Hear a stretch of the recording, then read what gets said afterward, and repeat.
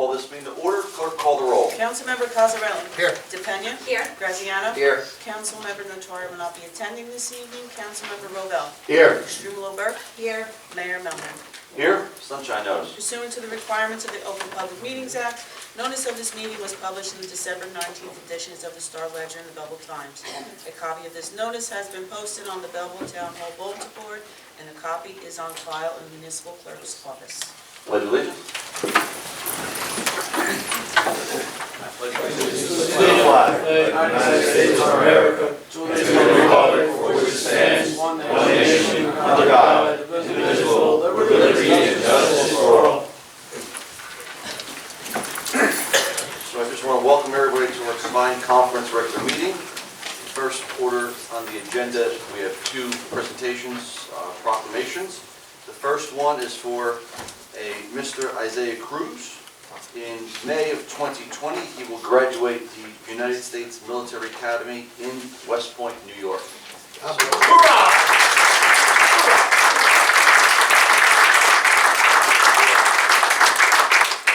I'm going to invite Thomas to come forward.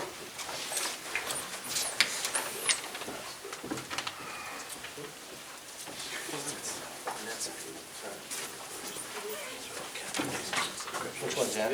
Yeah, which one? Oh. So this is a special honor. We don't often get to do this, although I'm told we have one more coming actually this year, maybe. Yeah, and it's especially nice since we have our friends here that are going to be giving a presentation, Purple Heart, and we're going to hear about exactly what they're going to do for our community. But now it's here and you, Belleville High School graduate, everybody, and West Point. So we're very proud of him.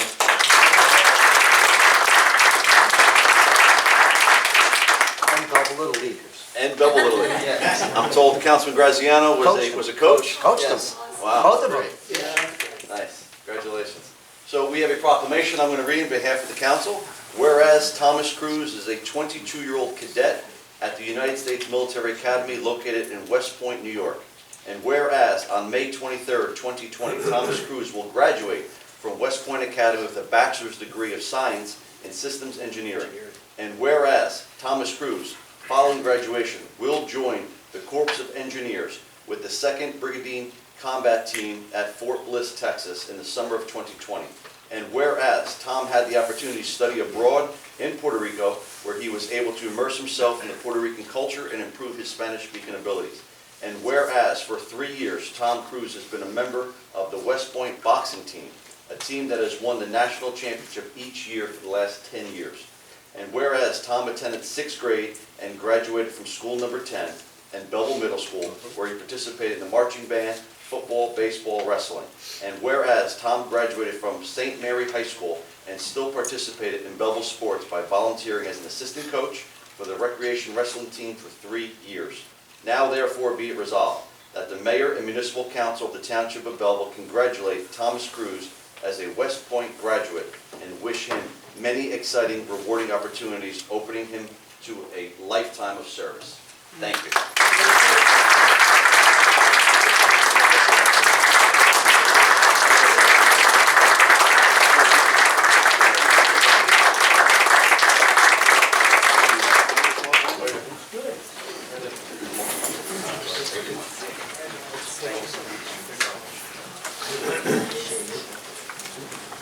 Let me hold that.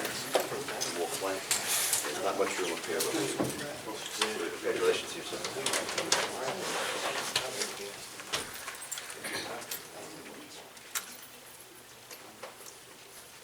Thank you. Thank you. Thank you.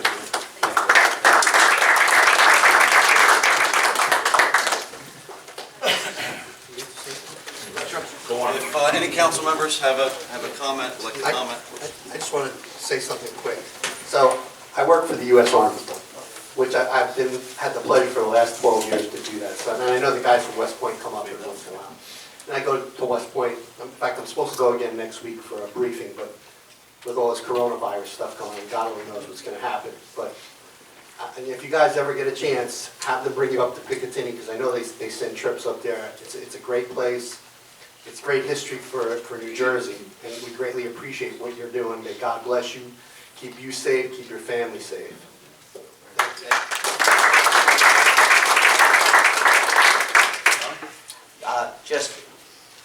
how I feel about you guys, the family. I mean, you guys have a fantastic mom and dad. You raise beautiful children, and with utmost respect, I've seen you kids grow from 8, 9, 10, 11 through, and I'm proud. I am super proud. I hold it close to my heart when I see kids that I coach grow and become young men. And congratulations and good luck and stay safe. So when were you number 10? In 6th grade. What year? Yes. You don't remember the year?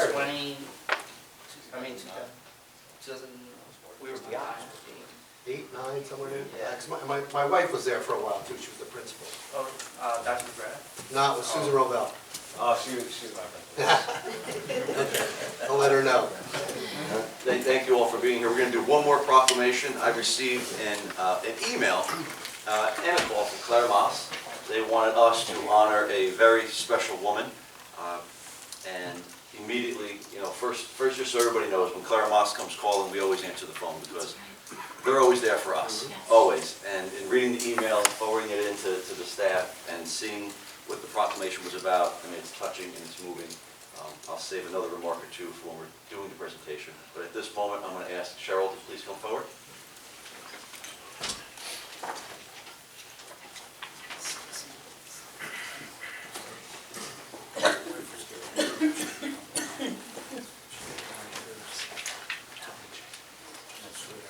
So for those of you who don't know what we're doing, March is, anybody know what March is? Women's History Month? History Month. So what we're doing is we're honoring Cheryl on behalf of Claire Moss, and as I mentioned, in reading the email and speaking with Claire Moss and understanding everything you've gone through and everything you do for your community, you're really a testament. You're going to hear me speak about it in the proclamation, but Cheryl has been through a lot. She's a 3-time cancer survivor.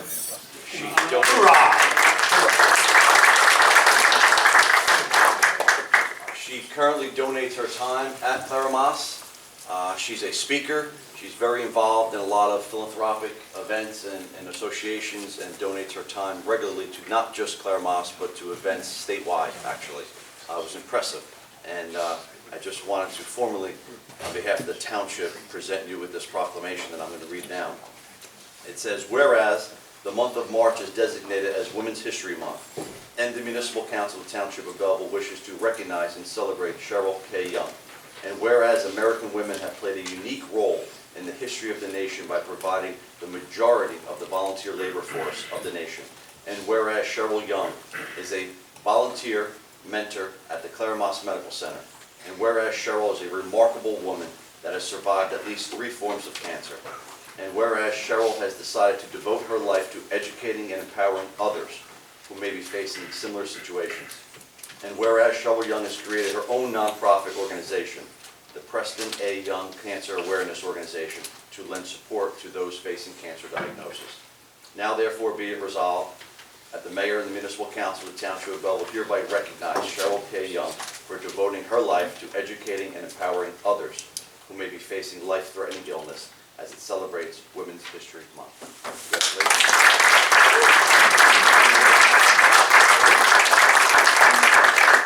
I would like to say to everyone here, and I thank you, Mayor, as well as Clara Mass Hospital, for supporting me and being with me for 10 long years. And it all started with American Cancer Society, and from American Cancer Society I've launched off my own nonprofit organization honoring my father, the Preston Young Cancer Awareness, IMU Inc. He died at 36 years old with multiple cancers. So for me, it's a blessing that God allowed me to still be here with my illnesses, and as long as I'm living, I'm still seeing doctors. And I use my energy to help people like myself, for them not to give up and to keep faith and to keep moving on and to embrace your illnesses. And I say to each and every last one of anyone that's going through cancers, any type of cancers, because I represent all types of cancers, they may get in contact with me, area code 973-936-2746. And I thank the Township of Belleville, each and every last one of you. Amen.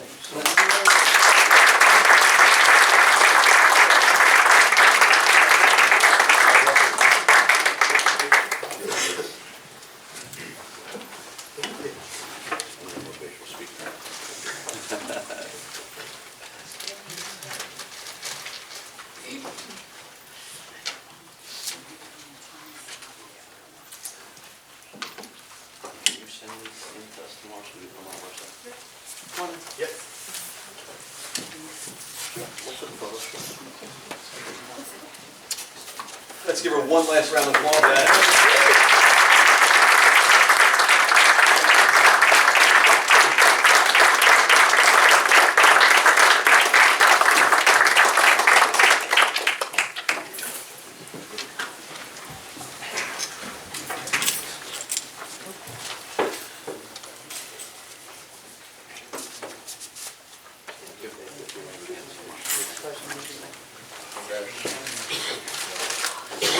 That's it for proclamations and presentations, so we might just give it a 2 minutes in case the family and anybody that was here just for that wants to exit. Okay? Thank you.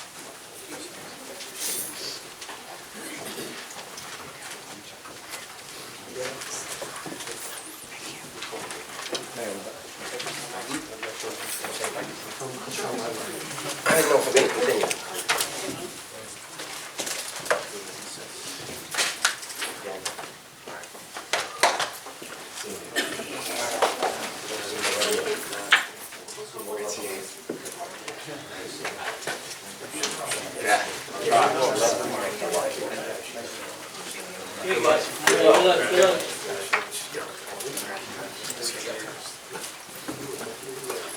Okay, so we're going to move along now to the next portion of our meeting, which is item B.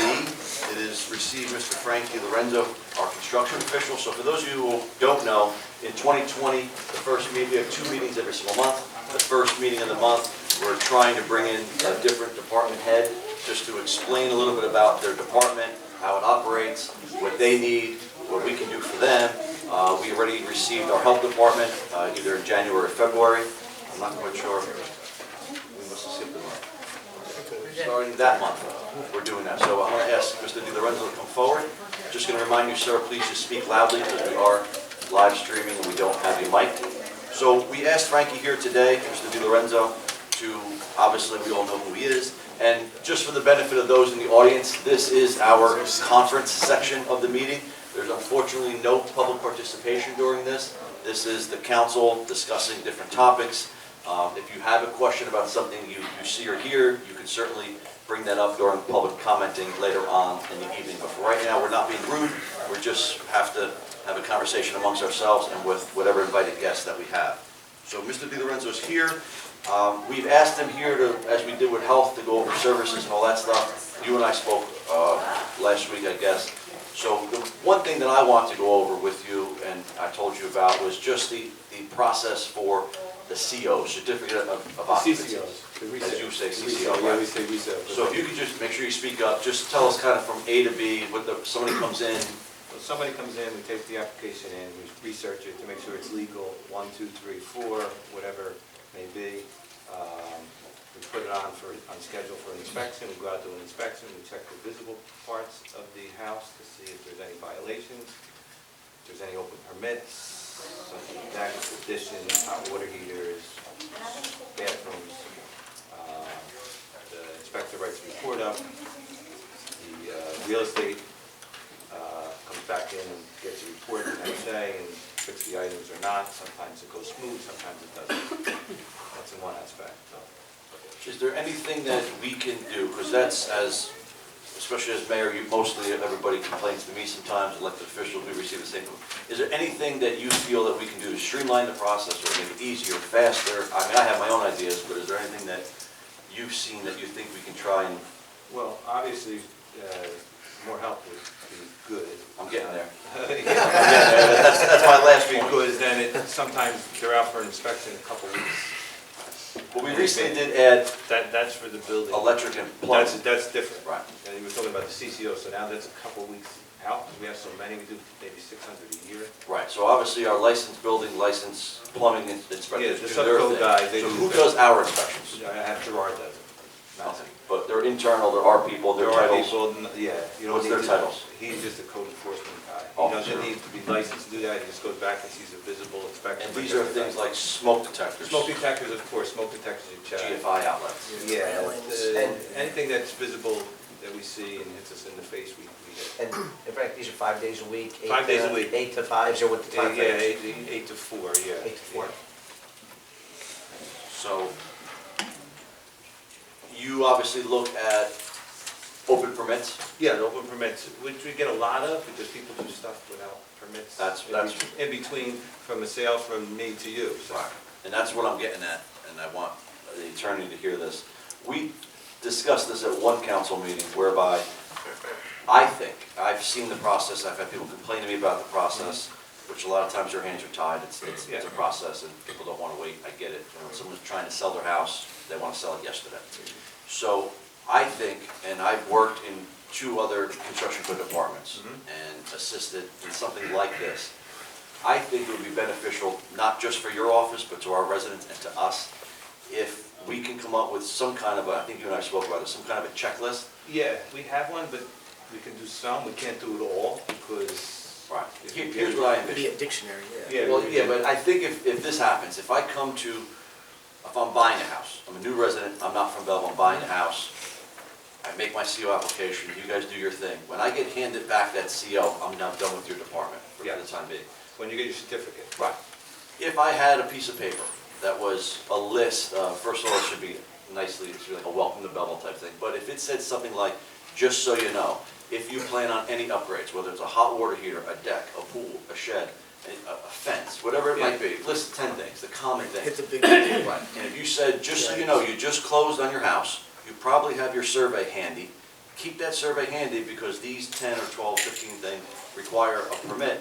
And then, my question to the attorney is, I get it, most people, it's not gonna matter, but at least they'll have it. If it was a duplicate, we can keep a copy, they signed it. And then maybe 3 years, 5 years from now, when they go to sell their house and everything is an emergency to them, I don't know what we can do, whether we can have a different fee for permits after the fact, whether we double the fee, or I'm trying to not, because right now, if you go and do the work, there's no, I don't want to say penalty, there's no recourse. Yeah. So I think I'm gonna do it anyway. Why should I wait for you? Because I'm just gonna do it, and when I go sell my house, I'll do it.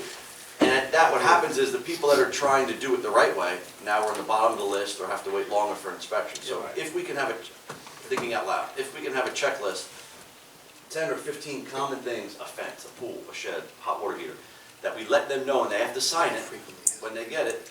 Now they know, 1, they have to get a permit for that stuff, and 2, if they come back 2 or 3 years from now, I don't know if we could amend the fee ordinance to let them know, hey, listen, if you come back, you're gonna pay a little more for it, and you're gonna go to the bottom of the list, because somebody doing it the right way shouldn't have to wait longer. Yeah, well, that, you don't have to do that, I can just fine him. I know, That'll be easier instead of changing the fee, because then it gets confusing, so I it's just see. right He there. just just doesn't fine him. enforce it, but now he can Now I can enforce it. it and say, you know, look, we know that you did this in Right. between. Just you a know. one-time fee. Yeah, this is one time. One-time fine. Because One-time fine. otherwise, Which there's we no have. incentive to do it right. I know, you're right. And then it's an emergency for the people selling their house, because Because they gotta there's a close, time gotta limit. close, gotta close. And he gets all jammed up, because, you know, I- only so but- many people working. I agree, but also with those 8, 10, 12, 18 things that we pick, or that's chosen, what are the state statutes? Because I know, looking through different counties, looking through different towns in Essex County, and even outside of Essex County, throughout New Jersey, everybody has a different number. Some Yeah. have 5 things to pick from, some things have 15 things to pick from. Where does that, how does I that, think that's us, because I'm a realtor, and I've been in houses for COs or others, and every town inspects for different things. Yeah. right, that so what so you're the state asking? doesn't have a common, Right, say, is these that are. Howard? the- Yeah, we have our guy, but the permits are always driven by every town.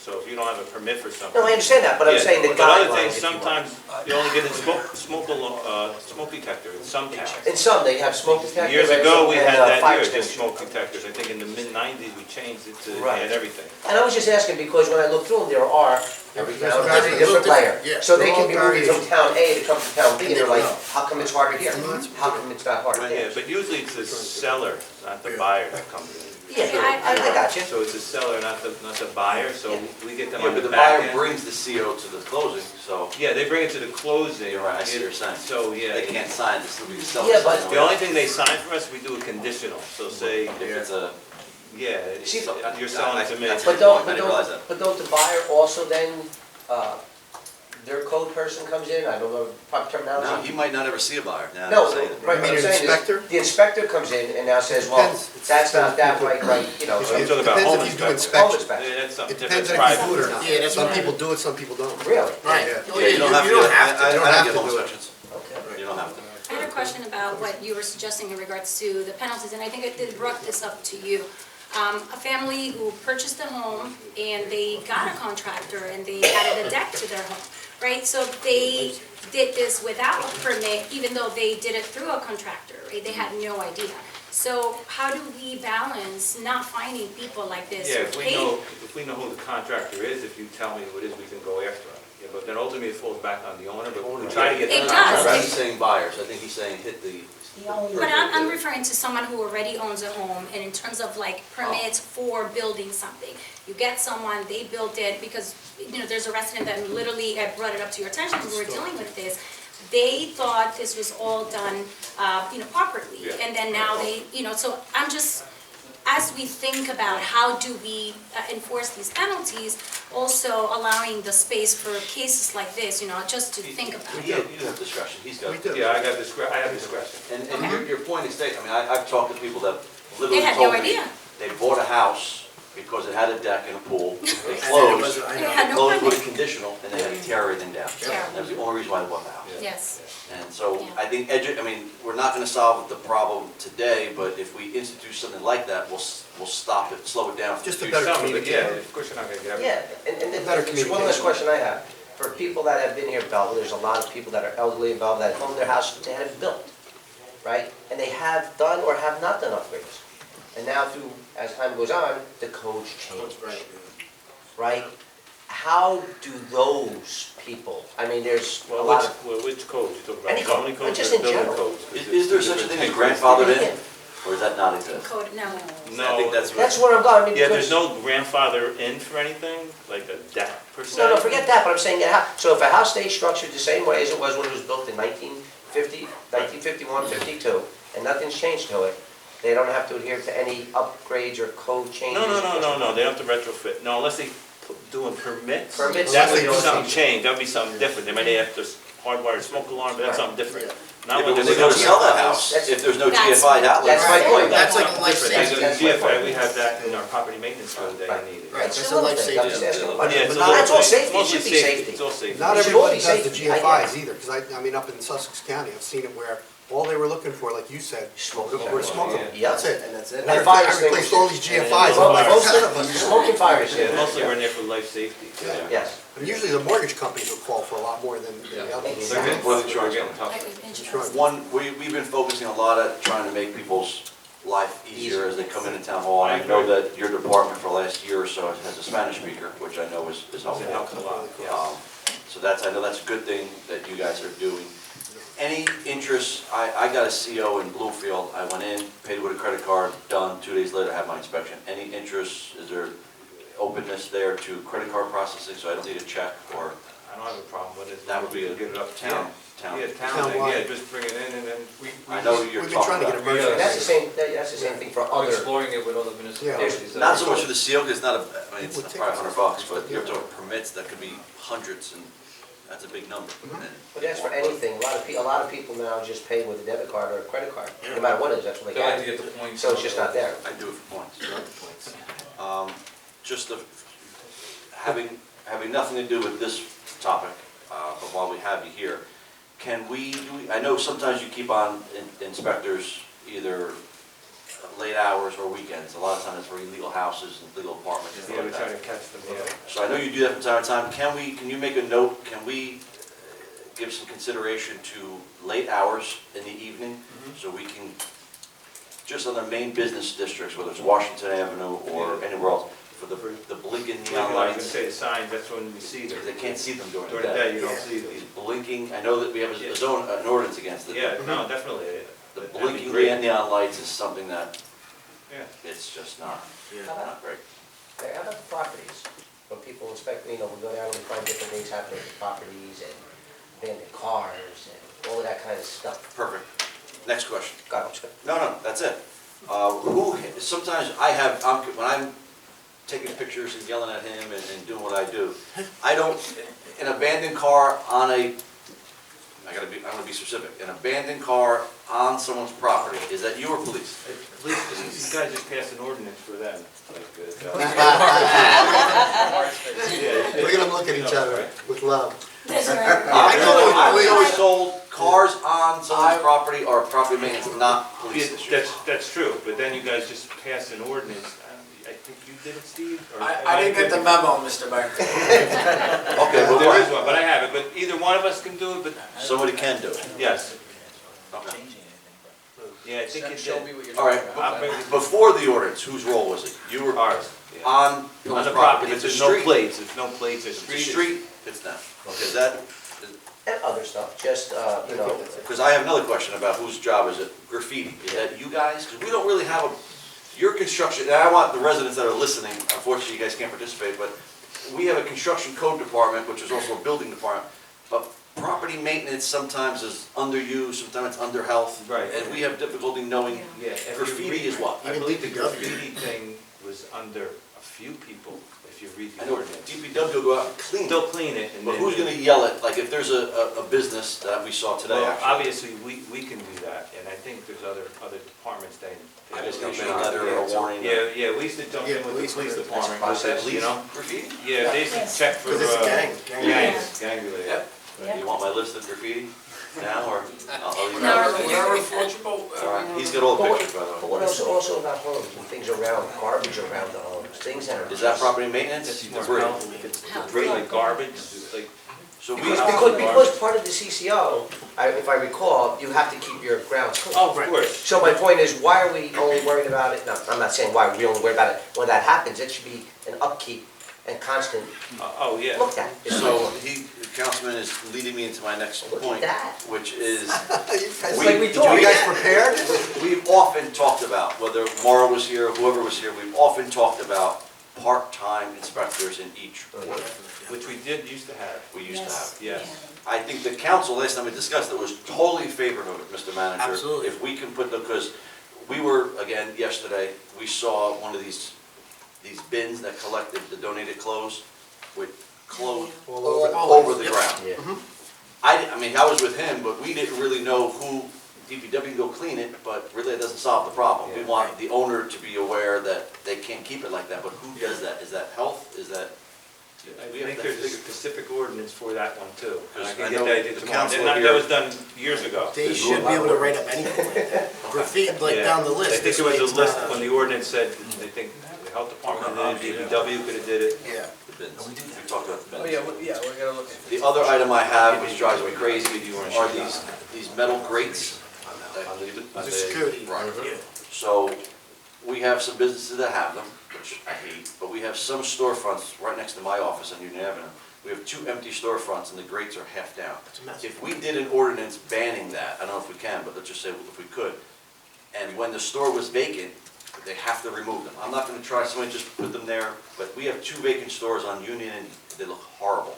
Union and Geralman, and they're vacant, and the chains are half down, the cage, Yeah, it looks it terrible. looks If we horrible. did an ordinance on that, that doesn't, Well, you Could can, ban them. and they'll have to I think you can reapply ban for a CO when they I'll look, open but I a don't business think and you have to can. go That's in something and that You remove could we'll it. ban the maintenance of it, you could control the maintenance of Maintenance it, but you can't. Or maybe a different look of it, can we have a different look, as like a they're sign vacant, thing? so right now, I don't want the next guy that goes in there to Yeah, think he yeah. has them. If the property owner removed them now, they would not know they were there, it would be fine. It looks terrible, you're right. It doesn't, we saw it yesterday, we saw a lot yesterday, actually.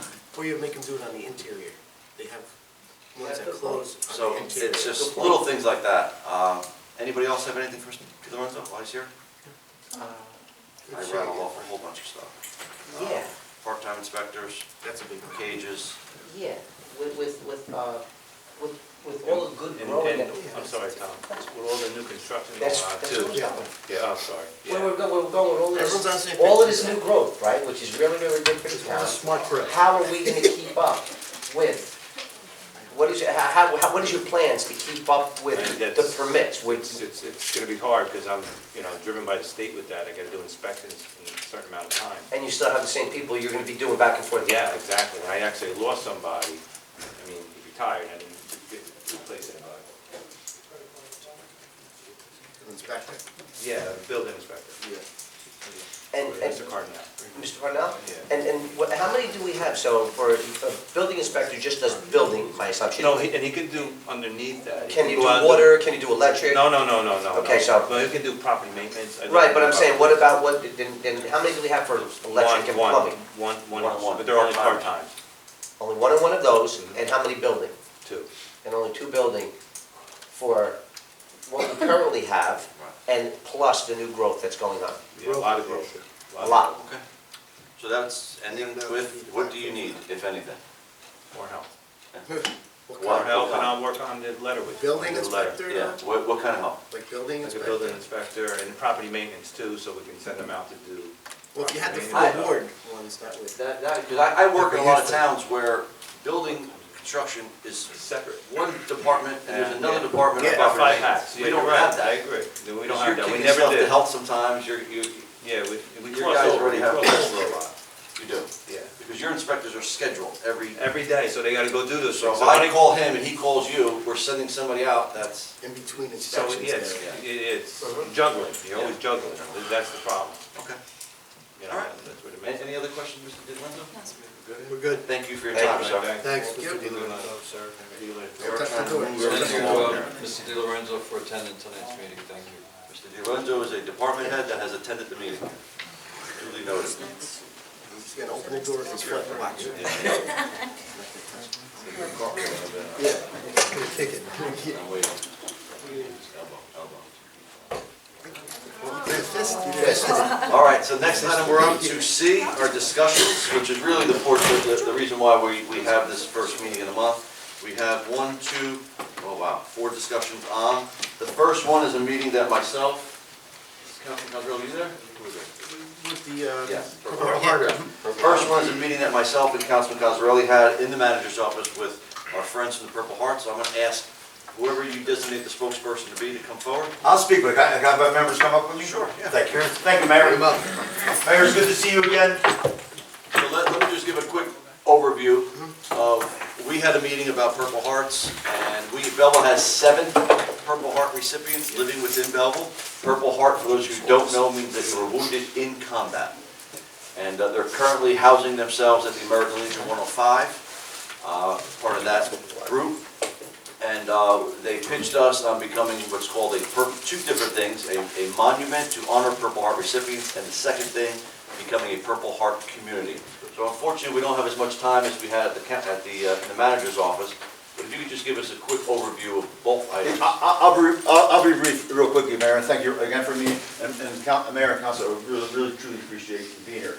About 18 months ago, we moved from Clifton to American Legion. 105. Yeah, American Legion Post 105, okay? We moved here, how this engendered and started was Nick, Dennis, Jack, and John. They all came to me and said, look, we have a Purple Heart Monument in Clifton.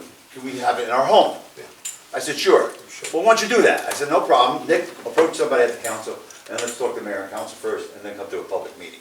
And that's where we're here, okay? On behalf of our chapter commander, Matt Krastowitz, he can't be here. I want to pass national commander, department commander, but most importantly, I want to remember senior commander, chapter 366. And this is our home. And we would like to erect this monument at your memorial site. And Mayor, you have a council. Does anybody have one? Just give the mayor and council for the You public. could just pass them around. And Mayor, as you know, we talked about raising money, and we will not use taxpayer money. I want the public to understand that, but we will try to raise public monies, okay? And we'll work out a plan as we move forward of how to do that with, of course, the mayor and council Let us approval, know. okay? We'll work for it. All right? And more importantly, just so everybody knows, anybody that's been killed in a war, anybody that's been shot and wounded gets a Purple Heart. It goes back to George Washington. That's literally how he paid his literally how he had no money to pay his troops, but he gave what's called out the certificate of merit. It happened in Newburgh for the first 3 that were given out in New York. And there's approximately, of our chapter, there's approximately 89 members of 366, and we're over 4,100 Purple Heart recipients in the state.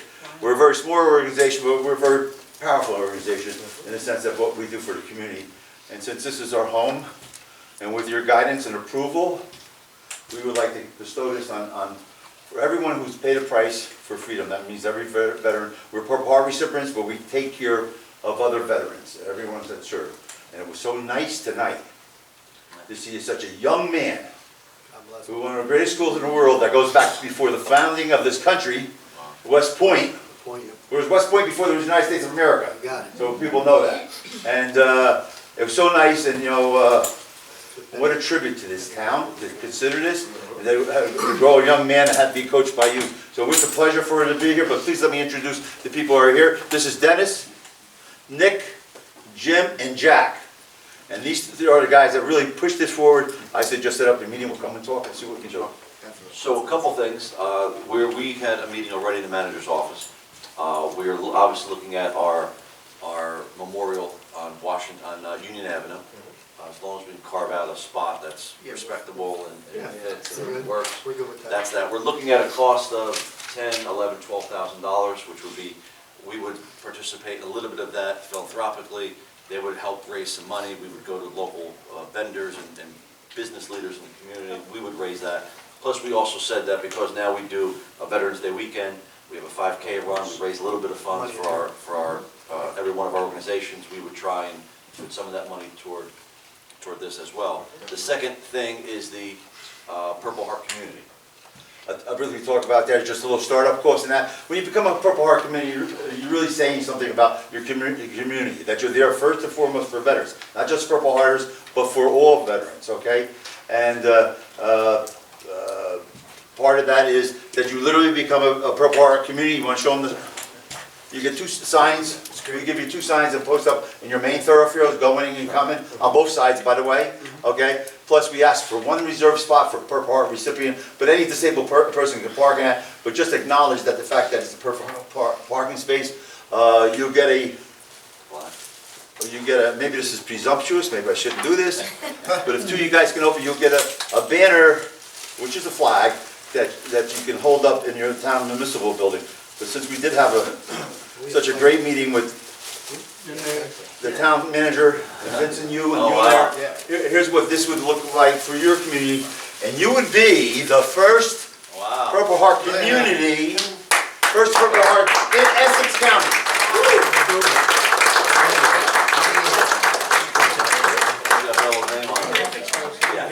I'm a little presumptuous, but you know. Just turn around so the. All right. On both sides. On both sides. On both sides. You got Nick, you can be presumptuous. Well, 105 wants to fly the flag. I said, we can't until it's official with the mayor. They want to fly a flag at their post. They pushed Nick last week and Jack last week. Because that's our home, like I told you. That's it. Yeah, 105 Washington Avenue, yep. Yeah. What do we need to do to approve it? So there's a nominal number, I believe $500. I'll start up at $250 after that. And we literally go out and service other veterans. That's our purpose. That's something that I can poll the council, but I'll go. I'm assuming nobody's gonna have a problem with that. No problem. It's something that I would like to do, and we can Yes, put it yes, on it is. formally, maybe next council meeting. Yeah. To do that, we did talk about maybe if we can move rather quickly, the monument can be ready for Veterans Day weekend. Yes. Absolutely. Yes. When your town manager wants us to meet and we set up all the logistics of what we're going to do, how we're going to do it, we'll be ready for that. That's awesome. Any questions, council? No, I think it's a great idea. We're up to it. Thank you, Ray. Godspeed to everyone. God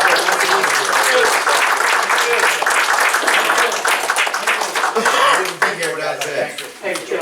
Well, thank you very Yeah, much. I'll be Well, there. that's 105. I'll be there. 105. Thank you, gentlemen. Thank you so much. Thank you. Thank you. Good, Neil. Oh, thank you. You gotta take your stuff.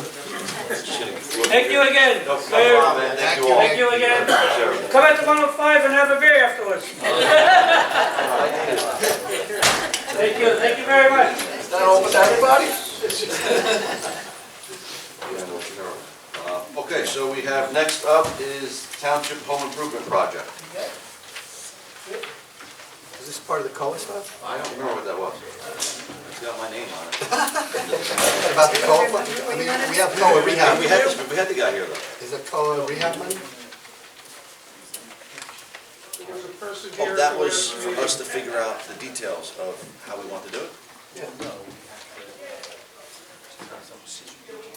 Okay. Yeah, because Never I mind. didn't think that was, okay. Never mind. We're gonna strike bid. All right, Mr. Manager, you're up. In September or October, we passed the resolution. We've been eagerly waiting now for nearly 6 months on this Washington Avenue improvement project. So, I don't see your handouts. well, there's a good reason for that. Tonight, the council is going to consider for authorization the new parking meters on Washington Avenue that also comes with what they call safety sticks, which prohibits people from parking on corners and it takes pictures. And this is all part of the improvement. So we're taking, not only are we thinking about resourceful items and issues to keep the avenue clean, but the resolution that the council is going to consider for approval tonight will enhance Washington Avenue from a perspective of enforcement, revenue, and also there's a public safety security measure where there's actually cameras on these meters. So as you can see, the plan is all falling in place. Mr.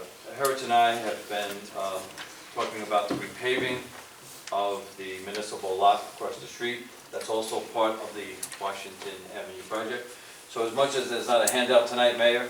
I'm only saying that because you did have one a couple weeks ago. Yeah, that, You in had- draft form, you we had keep adopted adding to it, Yeah, yeah. okay. We keep adding to it, and tonight's measure that the council's going to take just enhances this project. And it's just gonna make the plan that much better. I like it. So I noticed that our police department had our bike patrol out. Correct. When that happens, I know we're gonna get DPW back out on Washington Ave. People So love to see it. DPW, believe it or not, they work on Washington Avenue 12 months. 12 months a year, around the clock. Now, we have a rule of thumb. If it's 32 degrees or in the 30s or 40s, clearly we don't put anybody out there. But on a day like today, we had 2 people, and that's 12 months a year, so we take advantage of the good weather. And you noted the litter I pointed out across from your Yeah, office. that was at, 5 o'clock in the evening, and unfortunately, we don't have somebody cleaning 24/7, and it's an urban community, and that's what we certainly strive. We strive for the best, Mayor, you know that. Moving right along on my report, this past Friday I had the... No, wait, did you not manage the report? Oh, that's not my ad, Madam? That's not that one. No, this That was just the Washington Avenue? Just the Washington Ave. Oh. I made it easy on you, man. Relax. Okay, so part of the things that we have discussed is that parking lot, which is dark and needs paving and lighting, and I know you're on that. Keeping our DPW out there, people love seeing that, I love seeing it, it looks clean, we like that. And then all the other meter stuff that you have coming, so that's good. Item D, we kind of already discussed, I mentioned that during the conversation with Mr. Di Lorenzo. But again, it's just something that I saw, I hate seeing it, I think it looks terrible. I think as a community, we don't need to look that way with really these security gates and these bins. Myself, the manager, and the attorney all saw a bin that was overflowing with clothes on the ground. Yeah, we sent DPW to clean it, but that's not the solution. The solution isn't seeing everything going out there and fixing it, it's stopping the behavior. So that's what It becomes a gray area because they get paid. they The do. company pays the owner to put it there. So when you tell the owner to clean it, they say, well, it's not my bin. I'm not, profiting from But this. just like So it becomes a gray area, but I think it's the owner. we regulate the news boxes though. Yeah, it should be the same. We have an ability to relegate news boxes, Yeah. Mr. Attorney. So you can cite the owner, Deputy Mayor, Yeah, of the owner of the bin or owner of the property? property, either or. It's Either on or. his property, he's responsible. Okay, We've done it in the past. there we go. So, I don't know if we need an ordinance, or you can research that, Mr. No, I'm aware that we can, well, we can have a specific ordinance for it, but you can also, Just do it under proper maintenance. on the property maintenance, especially the one you saw on Union Avenue. I mean, it Well, was- the one you have to research is the security window, the security gates. Right, but the one on Union Avenue, you can actually regulate as to where it's placed on the property. Like that one on Union Avenue is basically it's not on the sidewalk, but it's within Would 2 that be- feet of the sidewalk. Can we do that under the zoning ordinance for the town? The new townwide zoning thing? I'll look into it. But it's definitely, you can regulate where placement, just like you do, Yeah. you know, a trash bin. So during the Same master thing. plan, we can kind of, Yeah. okay. Okay.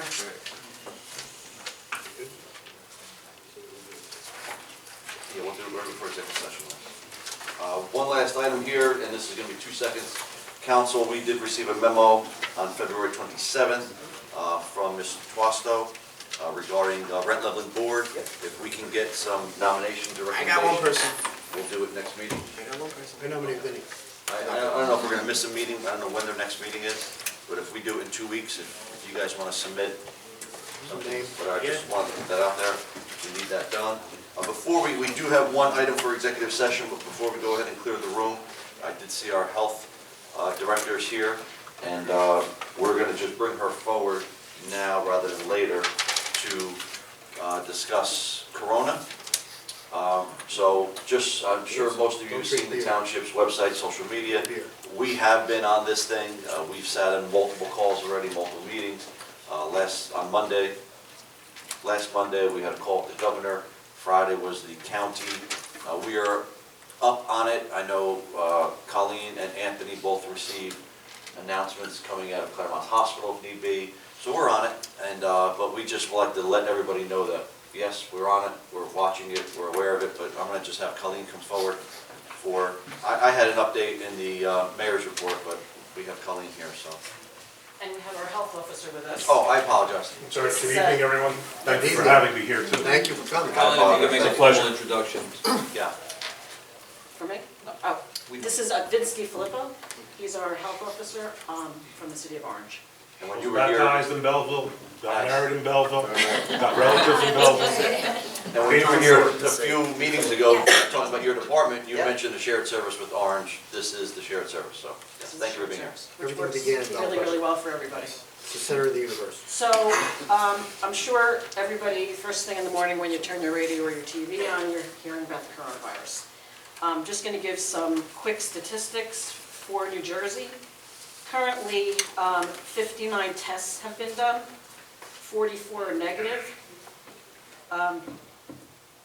15 are what's called presumptive positive. So what happens here is a person is showing symptoms, and they have a travel history, or they have symptoms and have been in contact with someone with a confirmed coronavirus case.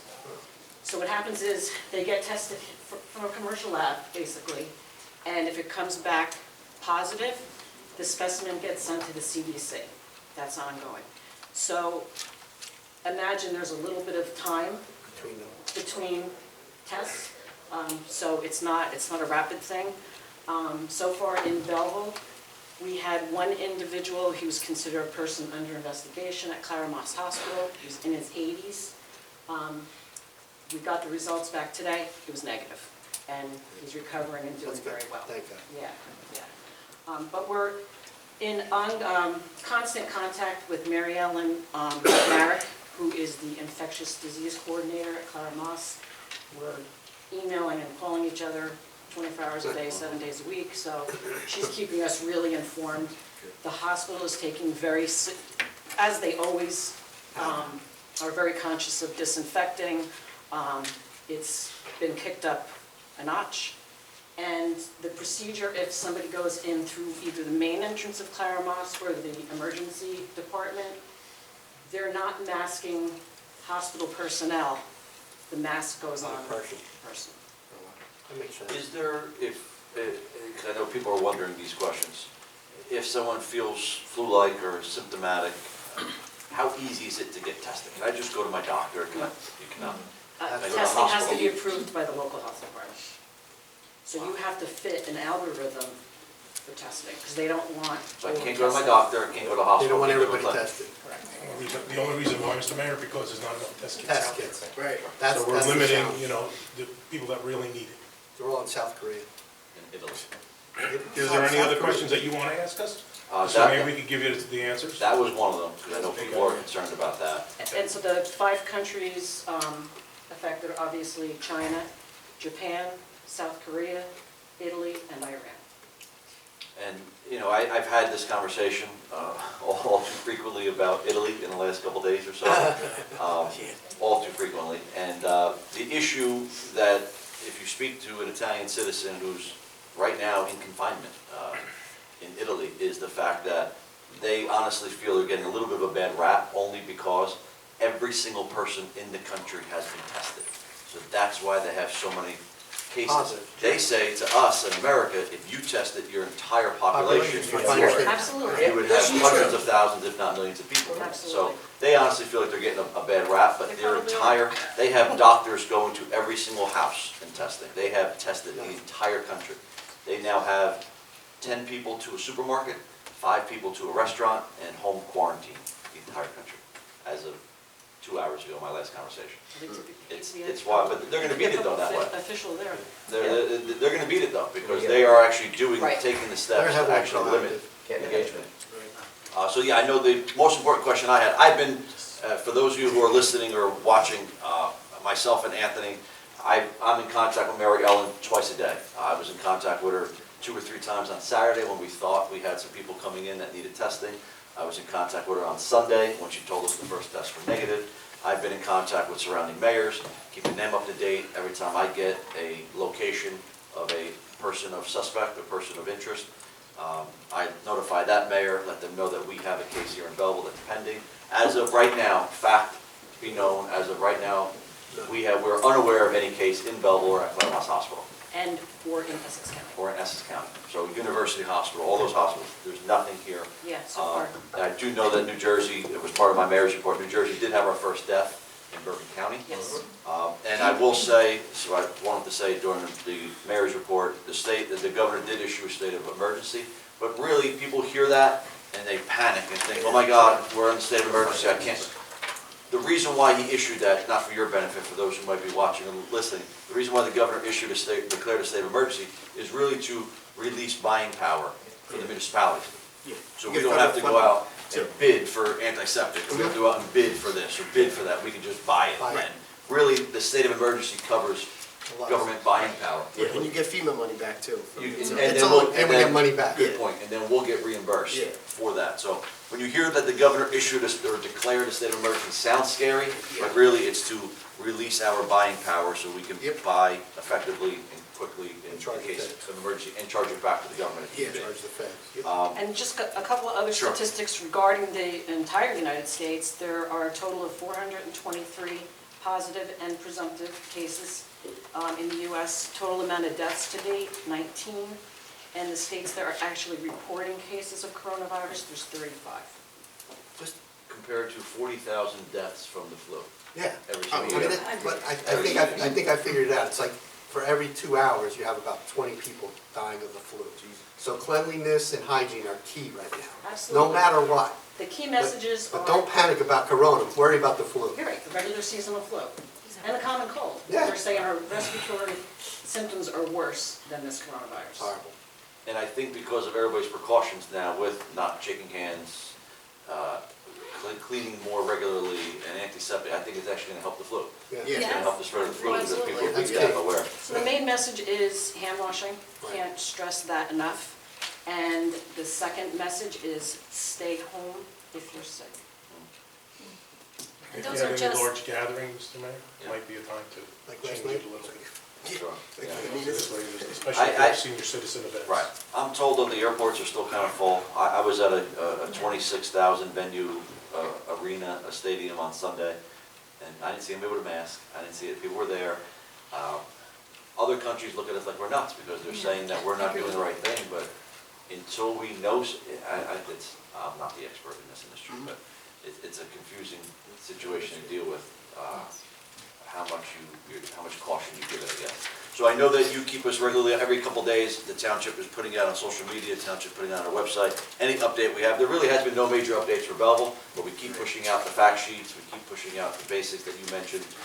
If and when Belleville has a confirmed case, or the hospital has a confirmed case, which is in Belleville, obviously, the township will communicate that. We've already been in contact with people that will handle that messaging, and then we kick it right to Claremont. We were not going to be going with the ongoing message.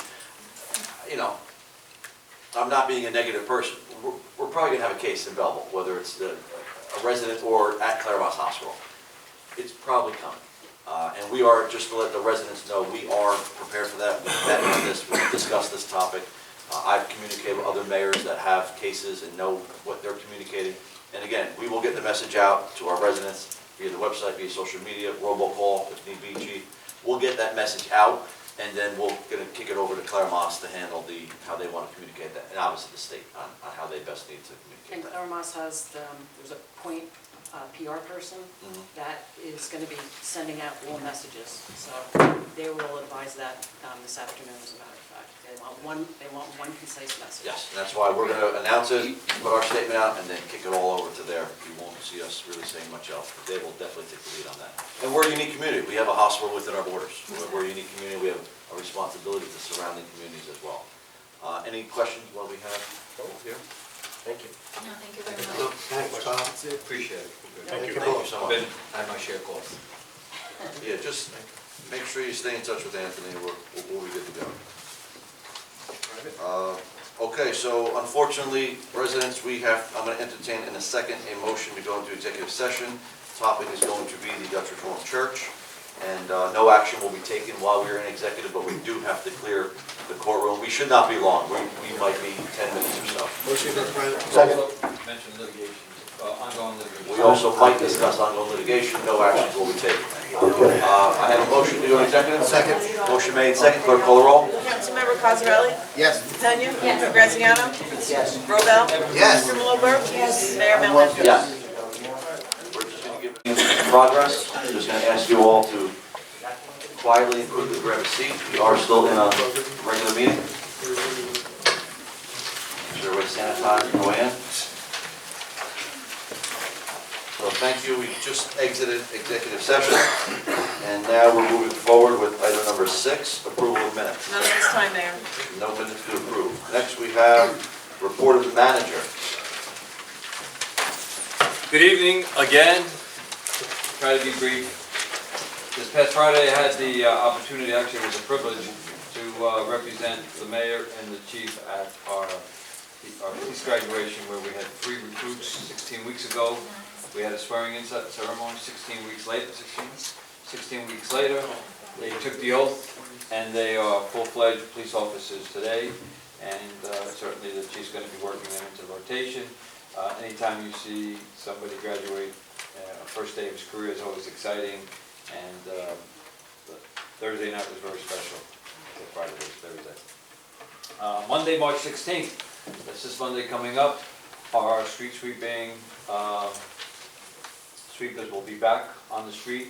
We plan on doing a robocall on Friday. We do plan on doing one more robocall on Sunday. We have everything in place to implement. Obviously, because we want to give the residents a little reminder that we're back into our spring cleaning.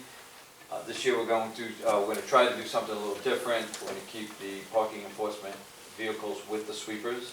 Oh, we discussed that a few months ago. So, yep, I met with Deputy Chief Corbo, and I know Lieutenant Taro was out sick, but we have that in place. We're going to give that a try. And I think it's going to be more efficient and more effective. So, and hopefully less people get tickets, because obviously the purpose is not to give residents tickets. The purpose and the goal is to keep the streets as clean as possible. So that starts again Monday, is that what you're? This Monday, yeah. So we're going to send out a robocall Friday. All social media, website, all that Yeah, stuff. and the streets will get cleaner, because they can hit the side and they'll come move the car, so they'll just give them a ticket. And I know we spoke about the coronavirus in detail, but that is just a lot of some of the general stuff. The one thing that I do want to include in my report for the mayor and council, since we haven't had a chance to speak about it, there are so many meetings and conference phone calls and conference calls that are going on. Specifically, even with police and fire, we're revisiting all sorts of protocols.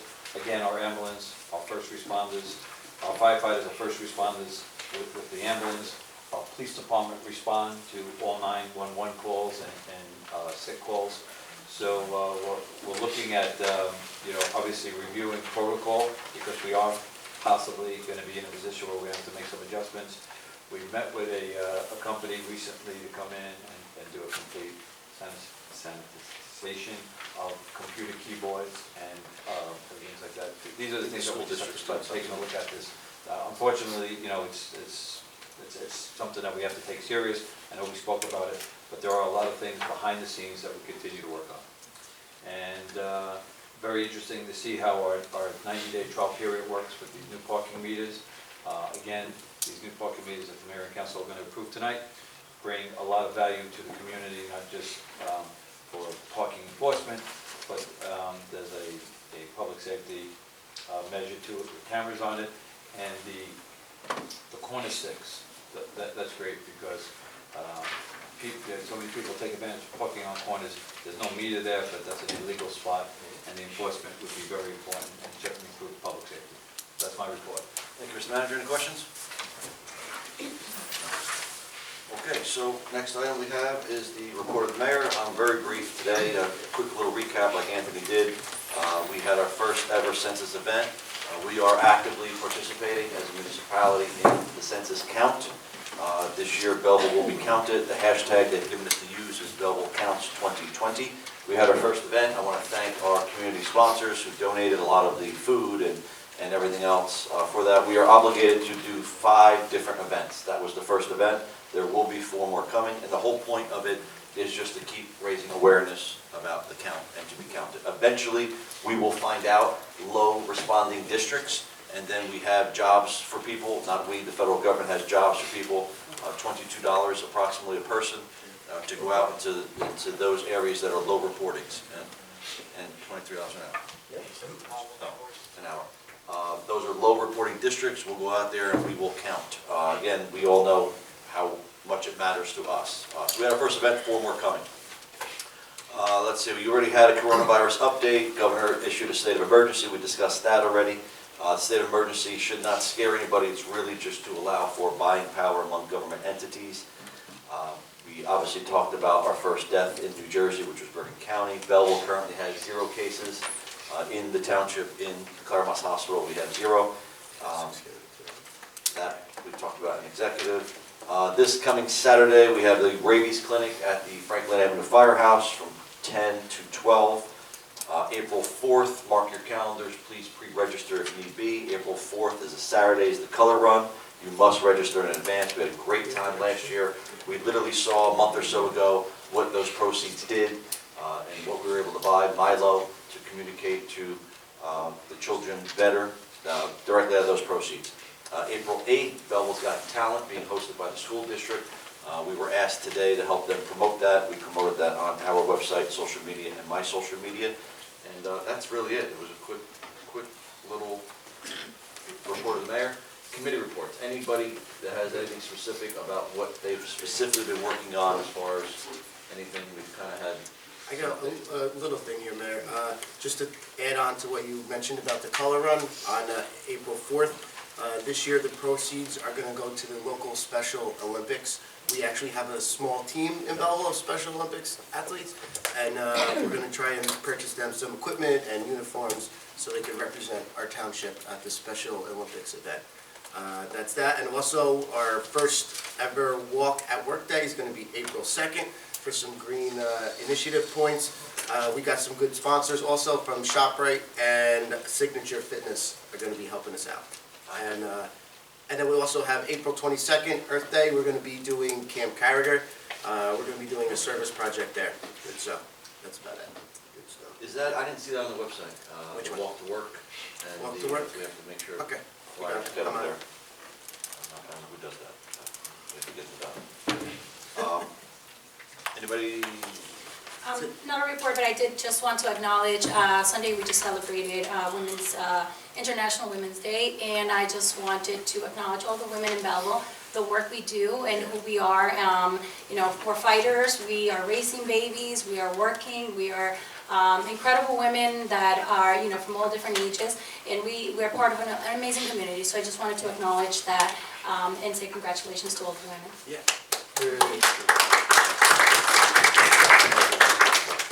Councilor Garcia, anything on this thing? Councilor Graziano? Nothing. Ms. Burke? No. Okay, so that was committee reports. Next item is communications. One, letter received from the State of New Jersey Department of Transportation stating the Township of Belleville will receive $721,841 for fiscal year 2020 municipal aid program from various streets. I guess it's done. Thank you for that. Mayor Mel, this just as a footnote to the council, that's approximately $100,000 more than we received from the state last year. Thank you. Great. Good job. Next item we have is ordinances. We have an ordinance for introduction. Ordinance number 1 for introduction, an ordinance to amend an ordinance creating positions and adopting reclassification and compensation plans. Motion to move for introduction? Second.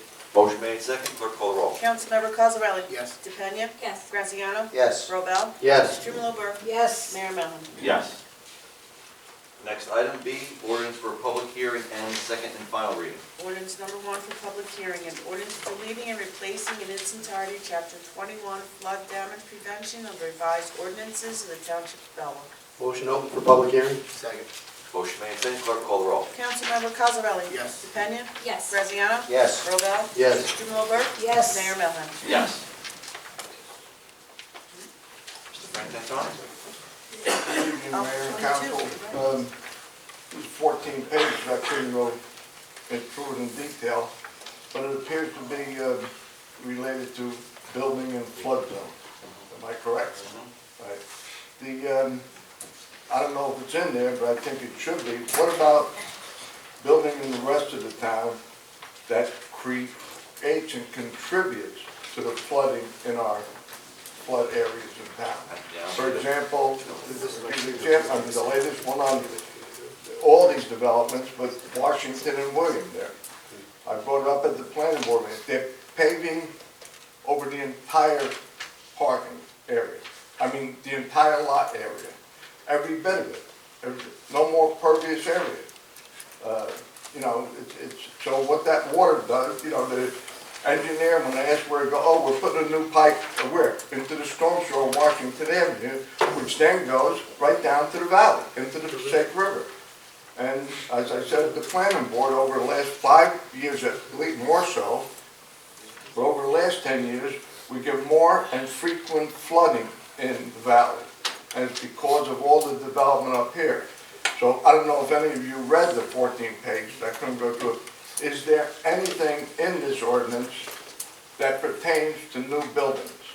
No, this was everything that came directly, I don't believe so, this is everything that came directly from FEMA. I did ask our town engineer when it was on for first reading, some of the questions that I had about it, but Anthony, I don't know if you know any of the more specifics. Mr. Harris was supposed to be here. The whole ordinance is FEMA driven. It's all FEMA, It's so no, required. it's not in order for about, funding. it's not about local building or local issues.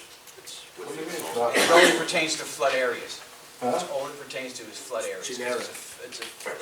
Yes. It's a FEMA Based driven upon FEMA. ordinance. It's not a customized flood plan for Belleville, it's based upon what FEMA asked us to do. Well, you know, we got Benzie down there, thank God we got a nice development down there, and they expanded a few years back, and they got that additional parking lot. But more frequently, a couple of times a year now, their parking lot is a swimming pool. And we don't want to lose these people. But the contributions to that flooding area is from all the development up on the hill here, the rest of our town. So I don't know if there's any way, if it's in there, if there's any way we can do it. If not, you guys go pass another ordinance. We gotta, these new developments have to leave some pervious areas to stop all this, creating more and more problems for the people in the valley. Motion to close and move for final adoption? Motion made second. Clerk call the roll. This is to close and move. For adoption. Motion made second. Clerk call the roll. Councilmember Cosarelli? Yes. DePena? Yes. Graziano? Yes. Robel? Yes. Strumelob? Yes. Mayor Melham? Yes. Ordinance is approved. Motion open for public Need a comment? motion to open public comments? Motion open for public comment? Motion made second. Clerk call the roll. Councilmember Cosarelli? Yes. DePena? Yes. Graziano? Yes. Robel? Yes. Strumelob? Yes. Mayor Melham? Yes. Anybody? Aaron? Yes. I believe I brought this subject up on a number of occasions. I'm going to bring it up one more time. 3 ordinances I have here when I did my Oprah. 2523, adopted July 31st, 1990, saying that the planning board members will be selected by the council. I'm going to give you a copy of it because it's not on Facebook or anything, so this is a hard copy I received from your clerk. Now also, I brought this one up previously. February 9th, 1999, same thing, 8 citizens of the municipality to be appointed by the council. Then I found another ordinance, and that was ordinance number 2812. And I came across another ordinance dated September 9th, 2003, ordinance number 2997. 8 other citizens of the municipality to be appointed by the council. And none of these ordinances supersede 1976, 1977 Commission Form of Government. And what I found very interesting on the last ordinance that I read is you were a councilman at that time and you voted for it. So how is it possible that you can pick? I think you're doing something illegal here. And it's not only you. I'm going to have to say this. I hate to say it, but the whole council is accountable for this. You're all accountable because you're allowing this to happen without investigating. You have investigative powers and you have a right to investigate this. But nobody wants to do it. Nobody wants to do it. I don't know why, where the fear is. Or they're satisfied in the opinions of... Here, I'm giving this to the manager. You can have it because this is not on Facebook or anything like that because everybody just follows Facebook. So. And just to let you know one more thing. As you know, I'm against 30-year pilot programs. I just happened to be at a closing today, and one of the attorneys mentioned to me about Jersey City. He said, if he's correct, if I understood it correctly, 99 Hudson Street. Guess what? I'm not giving them a pilot program anymore. Jersey City's running away from them. So is Hoboken. Hoboken's laying off 79 people. These pilot programs are accomplished their goals for all the years they did. The pilot programs are supposed to reduce your taxes. I don't think so, or stabilize them. Jersey City, second year in a row, their schools are suffering. Or incentivize development, which Hoboken and Jersey City's had, to the point where you don't longer need pilots. No, yeah, if they don't need any pilots. Let me ask you something, then why, well, it could be just the forest, of course, in Hoboken, they're looking to lay off 79 people. Where did the pilot programs help them? Where did the pilot programs help the schools in Jersey City when they're short, whatever, $30 million again? The taxpayers are on the hook for, no matter how, taxpayers are on the hook. That's all I'm going to say. And like I said, I hope we get a resolution to this for once and all. What's so funny? What about what's funny is, what about the real estate values? You ignore the other things, the real estate values in Hoboken. What about that? Well, look at the taxes they're paying. You won't want to pay that tax bill either. And Jersey City. You're throwing people out. For the uptick in my value of my home. They're actually throwing people out of town. They're throwing people out. You know how many closings I do with people moving to Jersey City? You know what they say? Can't afford it here anymore. You're creating and then they sell their property for people. $500,000 more than they bought it for. And they move to Belleville, and then they go to an apartment. I did a closing for a guy, let me tell you, on Grand Street just before Washington. That's one of those old brownstones. They did a reval. His taxes went up from $12,000 to $24,000. He's moving to Pennsylvania. But like I said, let's forget about it. Look, I'm trying to avoid sending these papers and asking Trenton for a answer as to the legality of this. That's all I'm going to say. But like I said, all of you are responsible for this. Anybody else? Mr. Frantantoni? Yeah, just to follow up on what Mr. Gross said, Mr. Martino, I sent you a letter with a copy of that ordinance that Mayor Mellon signed when he was a councilman, and being that proves that the council appoints Class 4 members, I asked you if you've got any other ideas why you think the mayor should appoint him. You haven't answered me. Can you answer me tonight? Mr. Frantantoni, I do need you to address the chair, though. Okay, through the chair, Mr. Martino, can you answer me tonight? What you think the mayor has the power to appoint these Class 4 members? Mr. Frantantoni, I'm the mayor. I'm the counsel to the mayor. I am counsel to the mayor and council.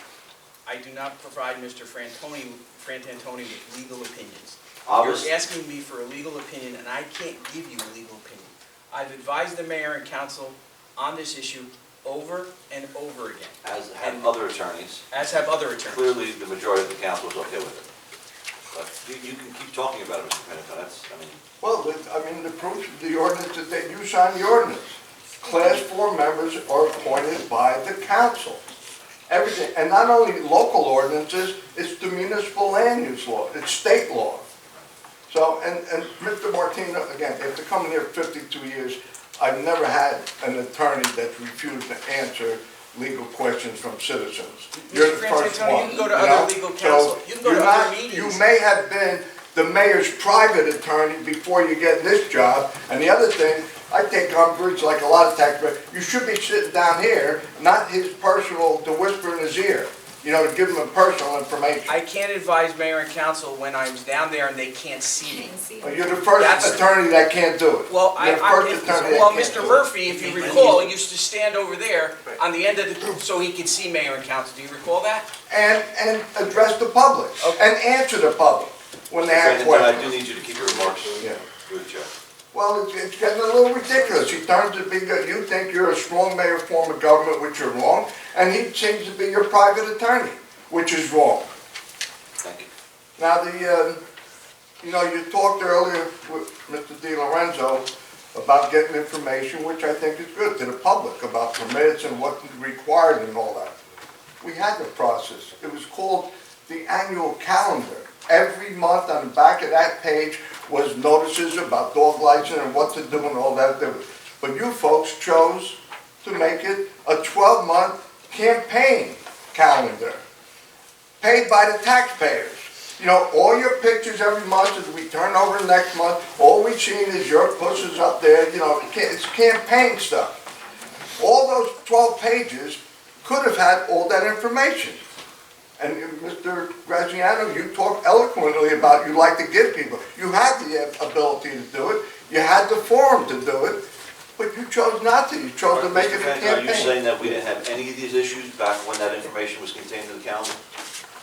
Well, yeah, but you had the ability to add. If something added on, all you had to do was add it on. And back in the late 80s, together with the Chamber of Commerce, back then we didn't have a CO when you bought a house. You didn't have to get a CO. But we did it differently. Every time a house was sold, the deed had to be registered with the county, which it still does today, and then it comes back to our tax assessor. What I did, every time the tax assessor got those things, the town and the Chamber of Commerce, I think I still have a couple of those booklets home, gave all the information about the town, and then we gave those homeowners all the information in the town, things that were required at the time to do it. So you have the ability to use it, but you chose to take our tax dollars and make the taxpayers pay for your campaign literature all year long. And I hope it don't happen next year again. And the final thing, where this meter thing, you said it's experimental or trial, where's it gonna be? Certain streets? Through the chair. It said it's a 90-day, I couldn't see you, Ann. So now- I'm sorry, no, Oh, man. it's 3 phases. The first phase is we're going to do the corner, what they call corner sticks. These are just black sticks that are positioned in the corner, and if a vehicle parks on corner parking, they will get a ticket. Then we're going to do the parking lot, which is diagonal to Town Hall across the street. And that's going to have a kiosk where you pull in and you punch in your license plate. And then the third phase is parking meters right along Washington Avenue, basically in front of town. Are they gonna be at individual spots, or is one for each block? For individuals. Individual. Right. Tom's River has wall meters at each parking space. They have a kiosk. And you can do everything. You can use a card, everything, but they don't hold These it. could do credit cards too, but these are individual parking meters, and they also provide cameras. They provide cameras, they provide messages, things of that nature. So if it was a holiday and a person pulled up, the meter would actually notify that person that, hey, today is Veterans Day, there's no parking. Well, I hope we don't get too big brothers. Through the chair, they were there. I'm going to have Mr. Fenton wrap up, and then we can answer anything else. His time is But up. I'm saying, is this only gonna be the parking lot area? It's a pilot program. It's just for the first 90 days, yes. Not the entire, not the Washington? After the 90 After the days. trial, there's gonna be, just so you know, there's gonna be no summons during the trial period. There's gonna be no summonses issued.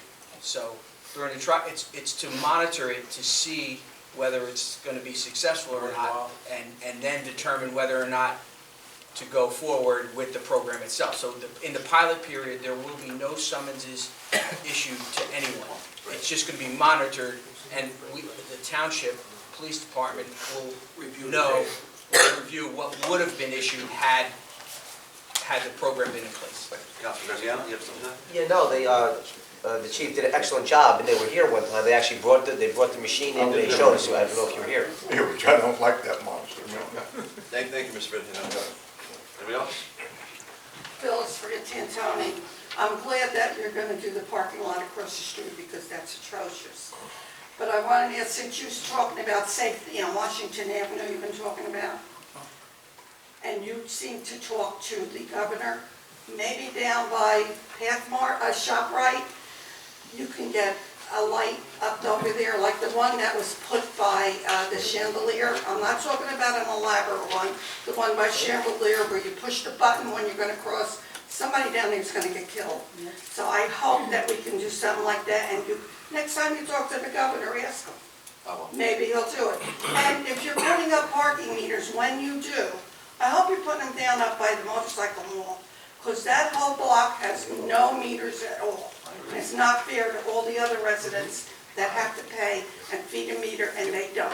I agree with you. Thank you. Anybody else? Ma'am? I'm going to piggyback on the parking lot situation. When you repave it, as a handicapped van driver, the crosshatches need to be a little bit wider because when the lift opens, there's not enough room to get the person out of the wheelchair with the car next to it. So when you pave it, you're going to need to just make it a little bit. You have to make a note of that. Two spots. Yeah, but they're not all, they all don't have that extra space. Thank you. I'll It's two report the spots, comment. yeah. Thank you. Anybody else? Sir? Everybody. Vic Mafucci, 61 Continental. If you expand the new meters across Washington Avenue, what happens when they do the new streetscape? Won't that impact the location of some of the meters? No, right now the streetscape is literally the street. They're doing some targeted intersections with bump outs. But the streetscape that we're waiting from the state does not include the sidewalks. We do have some targeted stuff going on there, but no, it won't affect.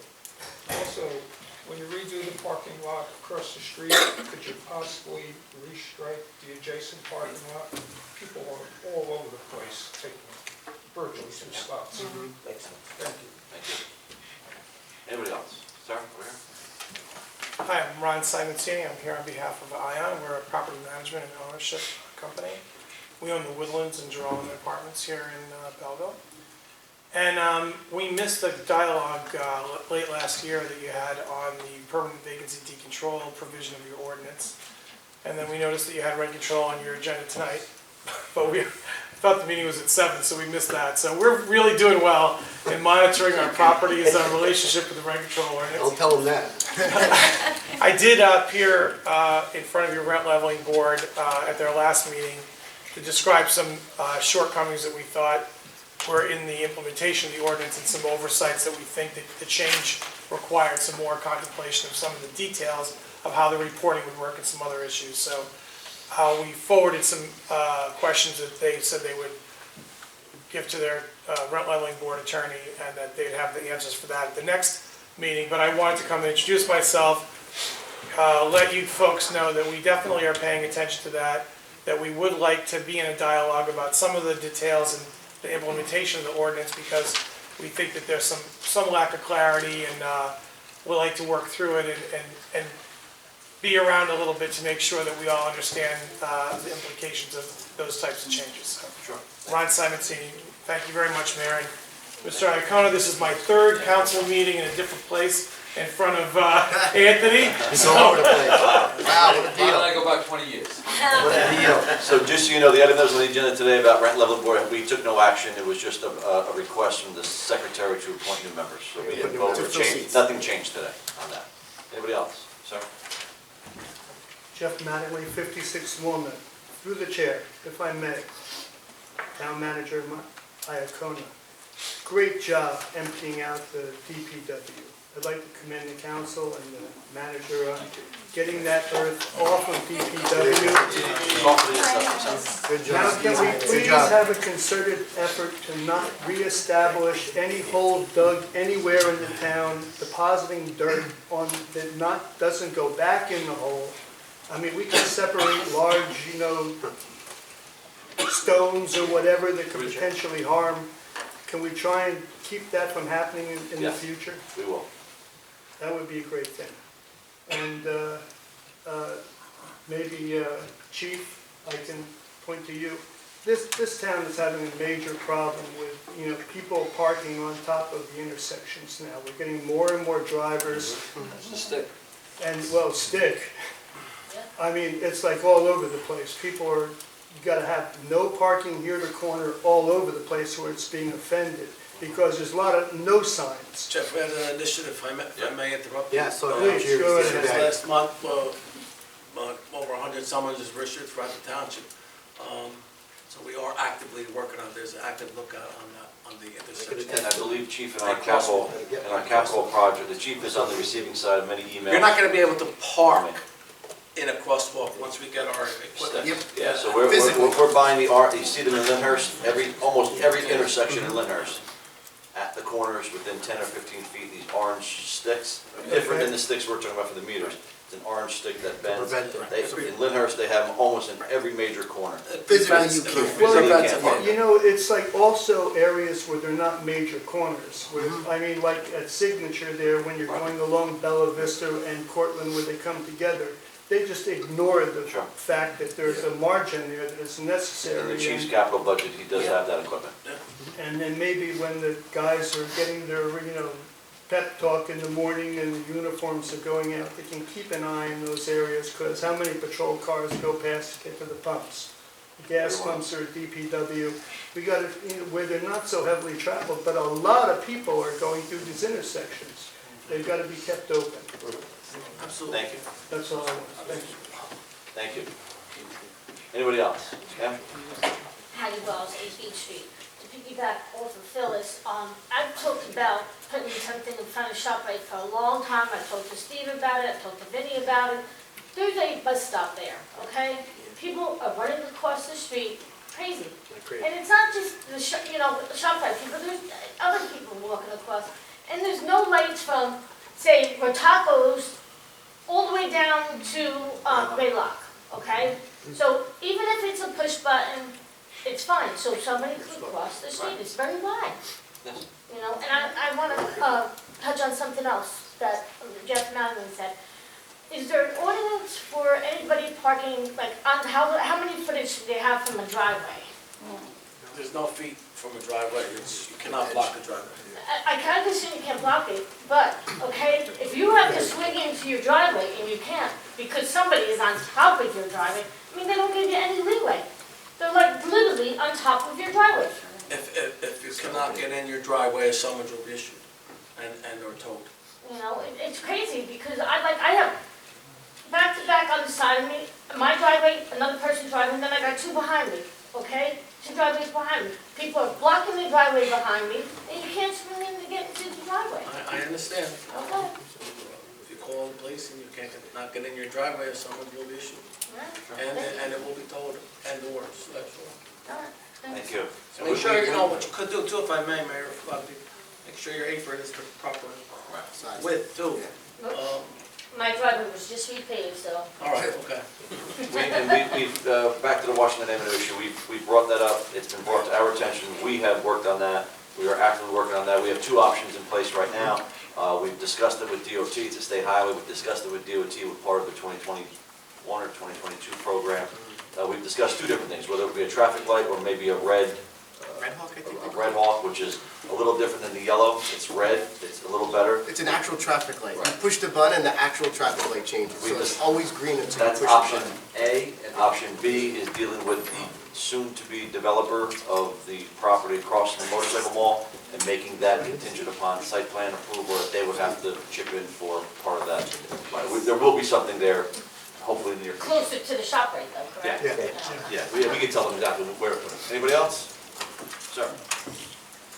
Good evening, Michael Sheldon, 47 Floyd Street. In regard to this planning board matter, when you began to usurp Class 4 appointment authority summer of last year, when you were asked to justify that, you repeatedly cited the ordinances from, or the ordinance from the latter part of the 1970s. I cited Chapter 19 of our administrative code. Right. But what was valid in the latter part of the 1970s. Our little group of township advocates, who you like to call obstructionists, not a lawyer among us, but we were able to find, as Mario pointed out, all three contravening ordinance changes, which explicitly took away that power from you. The responsibility for appointing Class 4 members to the planning board is a shared responsibility among the entire council. It is not your sole responsibility. I don't care what you say, the law the ordinances are there.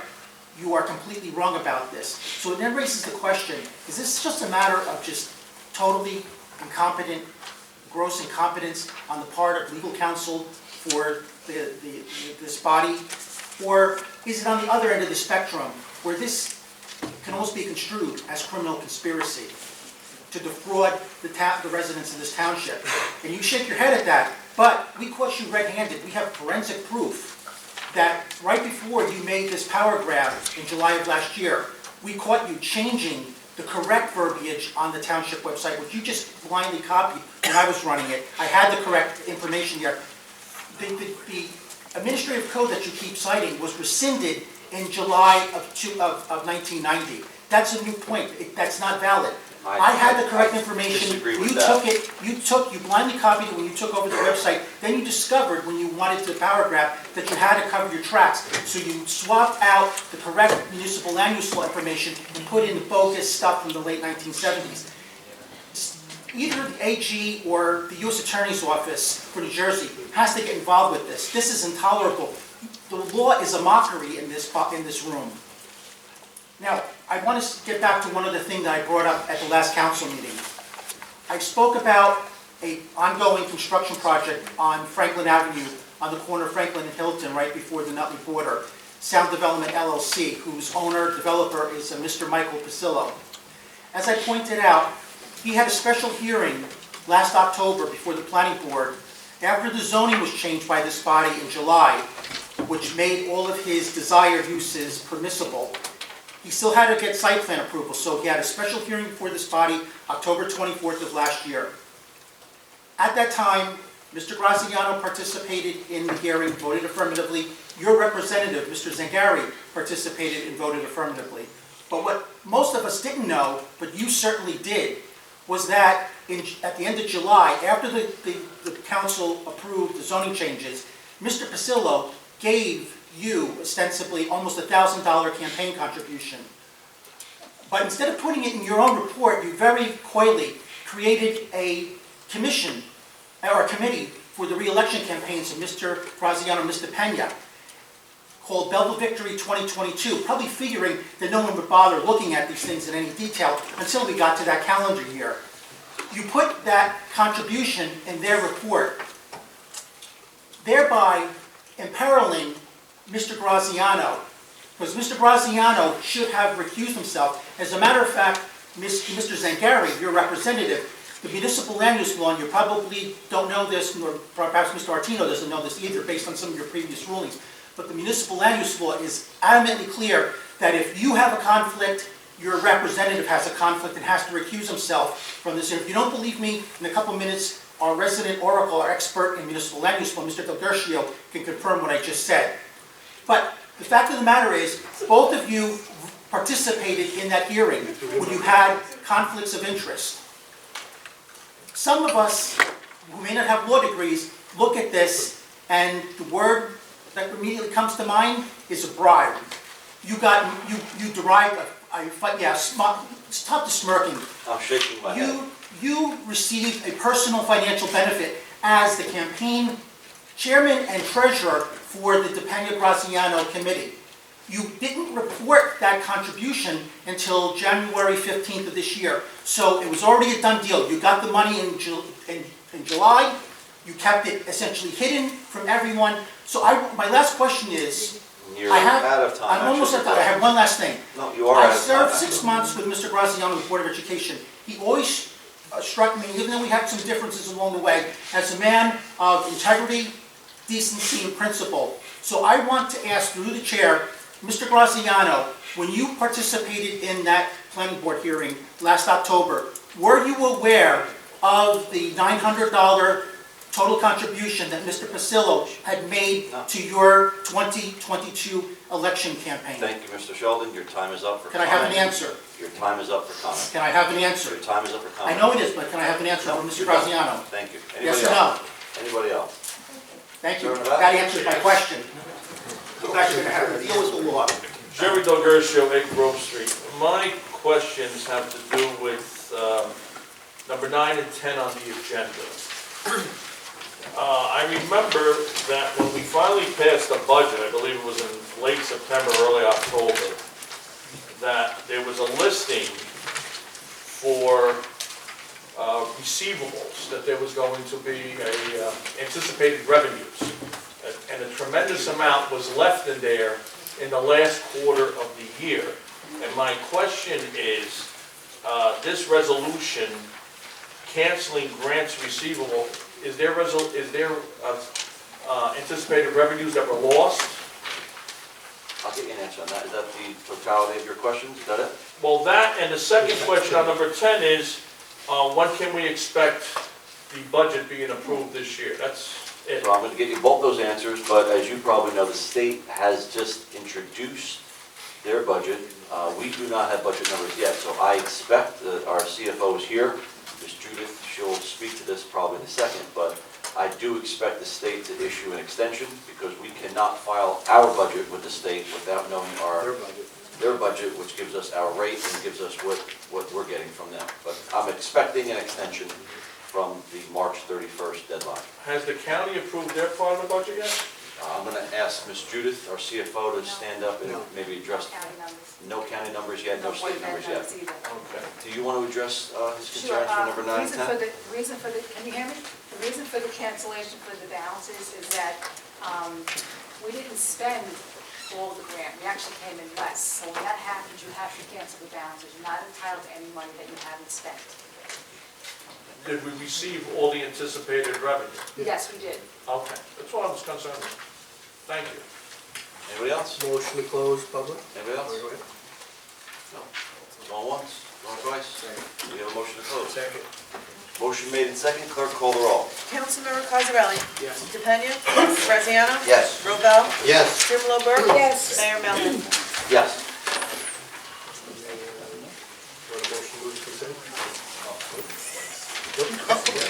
I can get something out of my pocket. Consent, motion for the Motion to consent agenda? I have nothing to remove. Anybody else? Nothing. No, I just, 19 and 21, just as a point of, I think they both deserve to be pulled and voted on. Acknowledge. We're going to make, we have a motion made and second to move the consent agenda without numbers 19 and 21. Anybody else? No? Okay, we have a motion made and second. Clerk call the roll for consent. Councilmember Cosarelli? Yes. DePena? Yes. Graziano? Yes. Robel? Yes. Strumelberg? Yes. Mayor Melvin? Yes.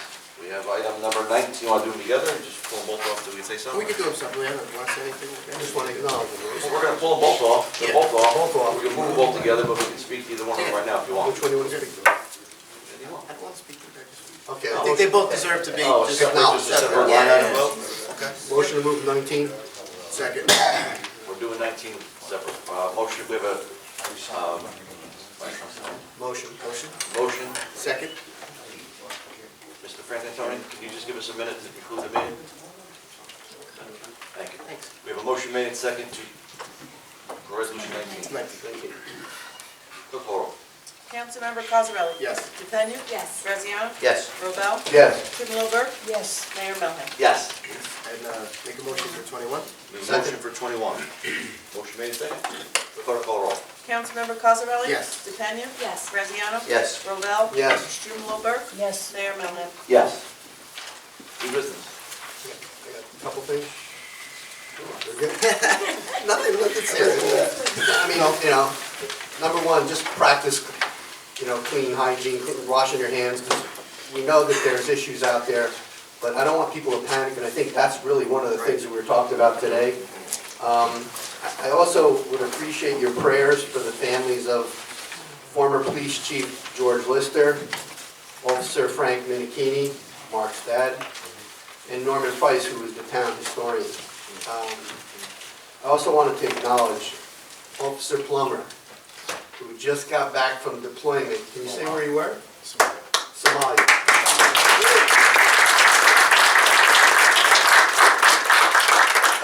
Belleville supports its employees who are on active duty, and I want you to know that. We're really appreciate what you do, Steve. Thank you very much. I'm good. Happy St. Patrick's Day. No. Now wash your hands. Tommy? Here, wait. No. Now I'm gonna- Green, no. We have a motion to adjourn. All in favor? Aye. We are adjourned.